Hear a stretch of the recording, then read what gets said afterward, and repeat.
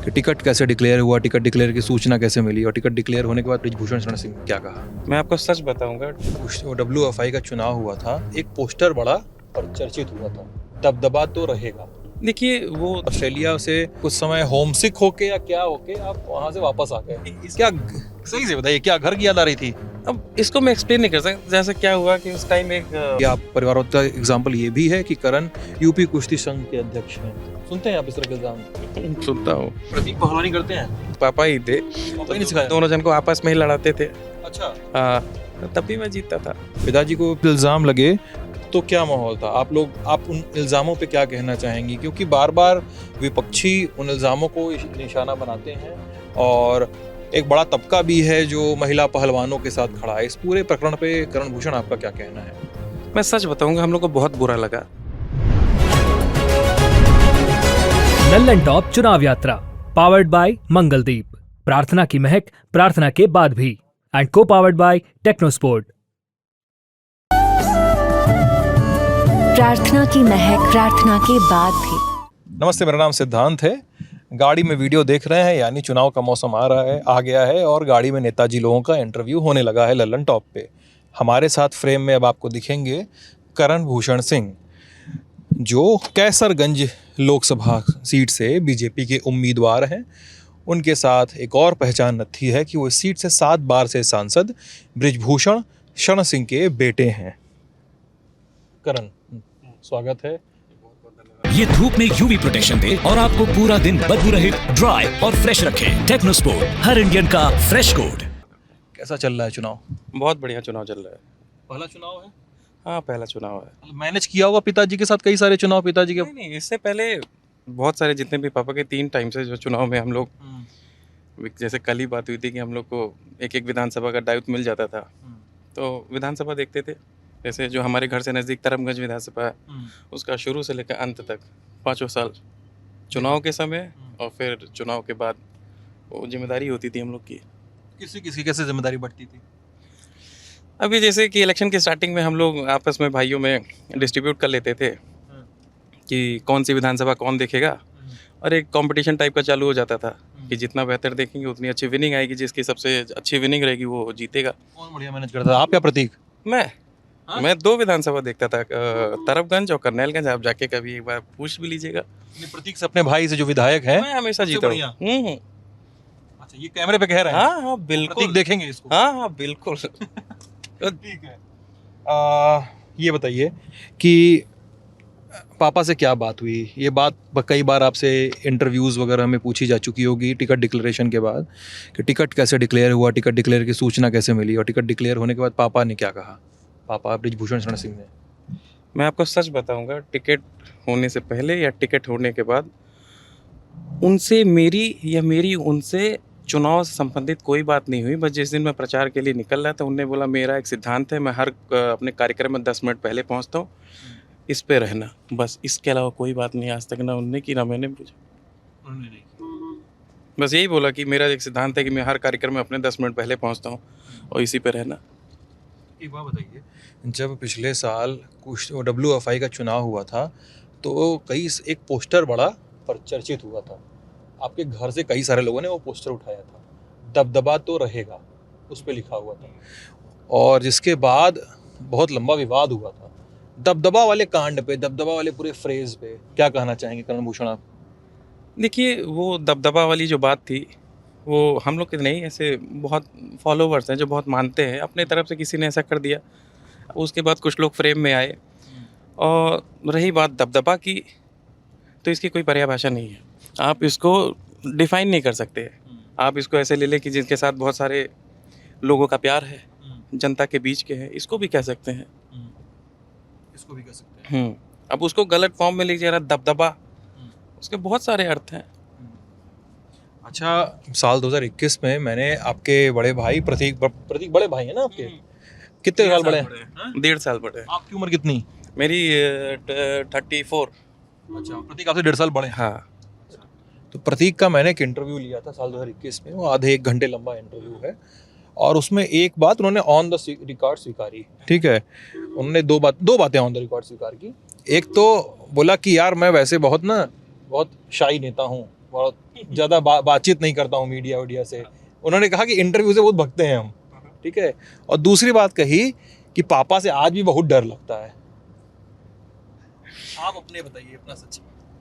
देखिए, एक्चुअल में तो शाय में हूँ।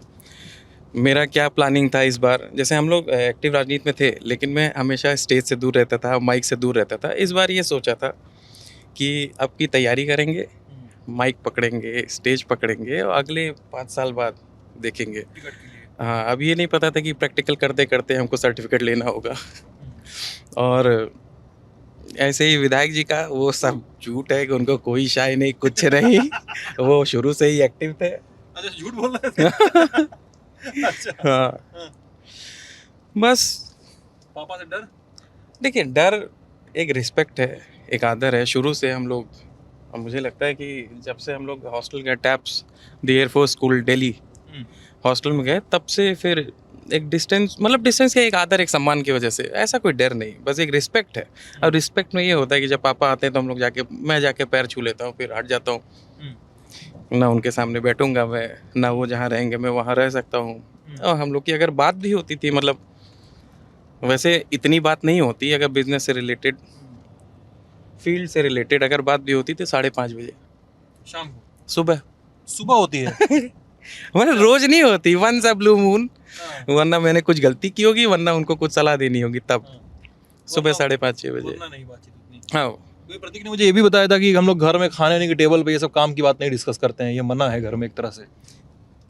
खाने की टेबल सबका टाइमिंग अलग अलग है। मैं किस टाइम जा रहा हूँ, कौन किस टाइम जा रहा है। हम लोग जब घर पे जाते हैं तो एक तरह से चाहते हैं कि सुकून से बैठ जाएं, सुकून से लेट जाएं, एक टाइम अपने बच्चों को भी दें, अपने परिवार को भी दें। आप कितने फिजिकली फिट है, एक्टिव हैं? क्योंकि पिताजी तो हैं, पिताजी का मैंने इस साल जनवरी में जब इंटरव्यू किया था एक, तो वो जिम से होकर आए थे और उन्हें कहीं किसी काम से जाना था, उसके उस बीच के वक्फे में ही वो इंटरव्यू हुआ था। आप कितने फिजिकली फिट और एक्टिव हैं? कुश्ती लड़ी है आपने, अखाड़े वाली कुश्ती की है आपने? मैंने 3.5-4 साल प्रोफेशनली रेसलिंग की है, प्लस मैं स्पोर्ट्स में ऑलराउंडर रहा जब तक स्कूल में था। मैं नेशनल फुटबॉल भी खेल चुका हूँ, 5 नेशनल खेल चुका हूँ। टैप्स द एयरफोर्स स्कूल के लिए खेलता था। फिर जब थोड़ी इंजरीज हुई, उसके बाद फिर शूटिंग शौक था, इत्तेफाक से जब ज्वाइन किया तो बहुत अच्छा लगा। अभी करंट में शूटिंग कर रहे हैं। अभी शूटिंग कर रहे हैं? हाँ, टूर्नामेंट खेलेंगे कि हाँ, शौकिया? नेशनल खेला है। इस बार इंडिया टीम के ट्रायल में भी था, एक ट्रायल दिया, लेकिन उसके लिए बहुत प्रैक्टिस चाहिए। एक मैं dedicated towards sports, particular sports, जैसे हम लोग के पास तो टाइम नहीं है। जब मुझे लगता हूँ कि जब मैं छोटा था, अगर ये स्पोर्ट्स तब मुझे इंट्रोड्यूस हुआ होता, तो आज शूटिंग में भी होते, ऐसे रेसलिंग का भी है। अब समय नहीं है, तो मैंने यहाँ पे शूटिंग रेंज बनाई है। अब अपने बच्चों को ट्रेन करवाऊँगा यहाँ से। अभी मेरा बेटी 12 साल की है, बेटा 8 साल का है। पढ़ाई कर रहे हैं दोनों? हाँ, कहाँ पे? अभी यहीं पे कर रहे हैं, एक कल्चर की तरह के हो रहे हैं, फिर यहाँ से उनको बोर्डिंग में भेजेंगे आगे। बोर्डिंग में भेज देंगे? हाँ।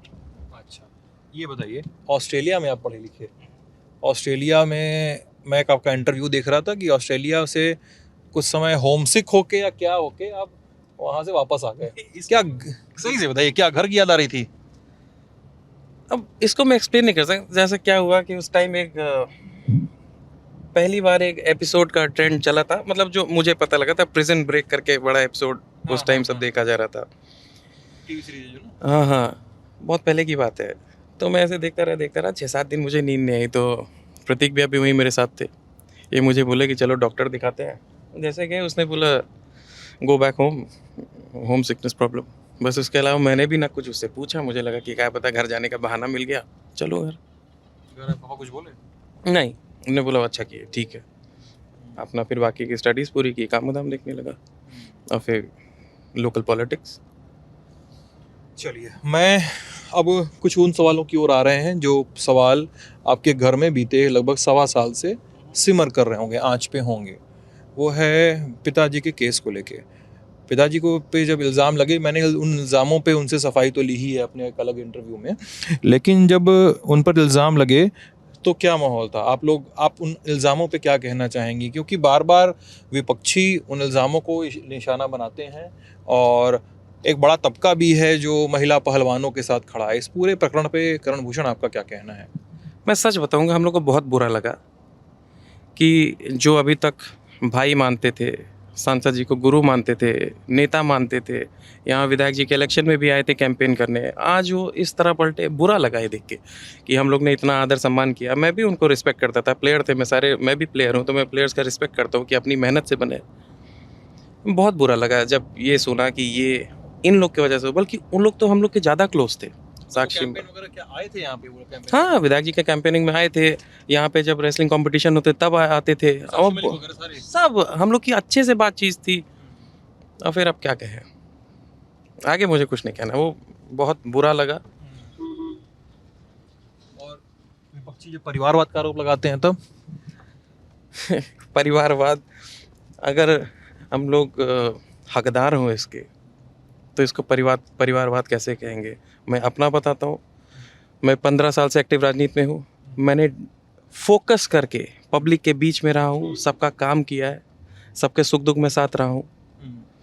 अब इसको परिवारवाद बोला जाए तो बात ही खत्म है। विधायक जी का मैं बताता हूँ, जब इनका टिकट से पहले का हो रहा था, मतलब उससे पहले से वो आई कैंप लगते थे ये, हाँ 17, उससे पहले की बात है, मतलब जब वो टिकट का होना था, ये डेडिकेटेड थे, क्षेत्र में जाते थे, एक तरह से न्योताहकारी करते थे, मरनी में जाते थे, घर पे सुबह 7 बजे निकल जाते थे, रात में आते थे, फील्ड में रहते थे।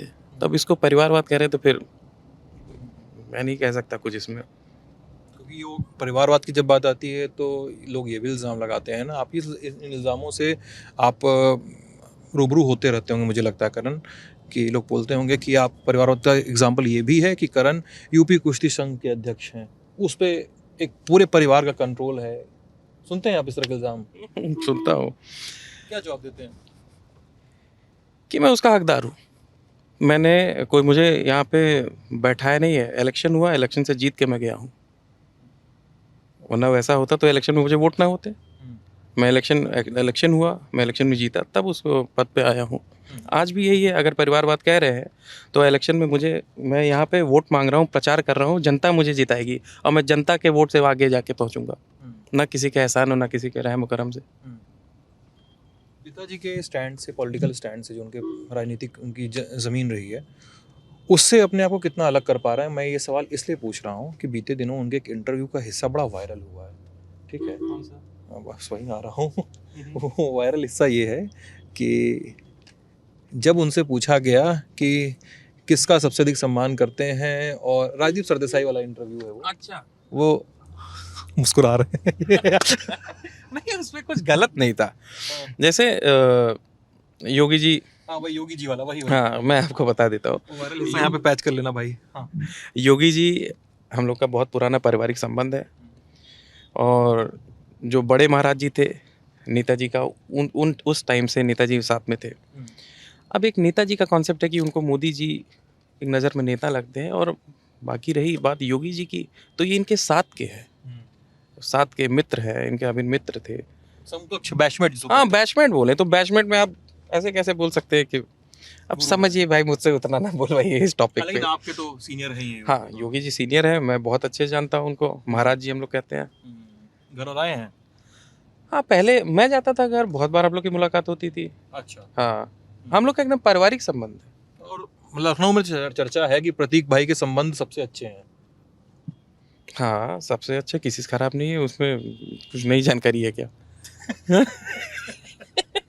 अब एक बात बताइए कि आपको कुश्ती छूटने का मलाल है क्या? क्योंकि आपका इंटरव्यू में देख रहा था, उन्होंने कहा कि आप अखाड़े में लड़ते थे, और आपने फिर दावा किया कि पापा के आने के बाद, आपके पिताजी के आने के बाद कुश्ती में बदलाव हुए, कुश्ती में तब्दीलियाँ आई, और चीज़ें बढ़ी, चीज़ें मैट आ गया, तमाम थोड़ी सी टेक्नोलॉजी आ गई उसमें, और फिर आपने कहा कि यूपी में अब फिर कुश्ती और पहलवान पैदा होने लगे।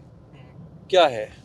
देखिए मैं उस टाइम की बात कर रहा हूँ कि जब हम लोग सुबह 4 बजे उठ के प्रैक्टिस करते थे। मेरे साथ बहुत लोग थे, अभी मेरे साथ एक जन चलते भी हैं, वो सब कुश्ती लड़ते थे, और हम लोग डेडिकेटेड थे कुश्ती के लिए। सुबह शाम हम लोग का 2-2 3-3 घंटे का वर्कआउट होता था, एक कुश्ती की डाइट थी, हम लोग रेसलिंग अखाड़े मैचेस होते थे, जहाँ होते थे कुश्ती होती थी, वहाँ पे जाते थे। तो वही मैं बोल रहा था कि अगर उस टाइम ये फैसिलिटीज़ होती, या ये अवेयरनेस होती, और या ये कोई बताने वाला होता कि इसके बाद ओलंपिक का भी ऑप्शन है, कॉमनवेल्थ का भी ऑप्शन है, तो बहुत सारे पहलवान, मैं भी हो सकता पहलवान होता। प्रतीक पहलवानी करते हैं? हाँ, पहले किया मेरे साथ, छोटे में किया, फिर उसके बाद मैं अकेले ही था। शुरू में उन्हें किया था मेरे साथ। ऐसे हम लोग के गुरु पापा ही थे, पापा ही ने तो सिखाया? दोनों जन को आपस में ही लड़ाते थे। अच्छा, हाँ, तब भी मैं जीतता था। प्रतीक को पटका है आपने? अरे बहुत बार। प्रतीक डिफर तो नहीं करेंगे इससे ऑन द रिकॉर्ड? नहीं यार, पूछ लीजिएगा, पूछ लीजिएगा। प्रतीक से अलग से पूछ लूंगा। अब ये बताइए कि कैसरगंज को लेकर आपका एजेंडा क्या है कैसरगंज लोकसभा को लेकर, और खासकर जब लोग ये कहते हैं कि वो हैं तो कैसरगंज के लोकसभा सांसद, जो आपके समर्थक कि हैं तो बृजभूषण कैसरगंज के सांसद, लेकिन गोंडा पर भी उनकी नज़र बनी रहती है, और खासकर गोंडा ही नहीं, पूरे देवी पाटन मंडल पे ही उनकी नज़र बनी रहती है। तो कैसरगंज लोकसभा और देवी पाटन मंडल, इसको लेकर करण भूषण सिंह का एजेंडा और प्लान ऑफ एक्शन क्या हो सकता है? मैंने जैसे इससे पहले भी कहा है कि मोदी जी का भी जो विजन है कि विकसित भारत, तो मैंने भी अपने हिसाब से प्लानिंग की है। ये मैं सोचता हूँ, मैं चाहता भी हूँ कि विकसित कैसरगंज, क्योंकि ये कैसरगंज जब अपने परिवार पे जैसी भी परिस्थितियाँ आई, इसने कभी कमज़ोर नहीं पड़ने दिया। तो एक हमने भी प्लानिंग की है कि क्या बेहतर से बेहतर कर सकते हैं। जिस तरह घर में आज मुझे एक्सेप्ट किया, एक बेटे की तरह मुझे मान सम्मान दे रहा है, एक आदर कर रहे हैं, इसी तरह मैं इनके लिए करूँगा।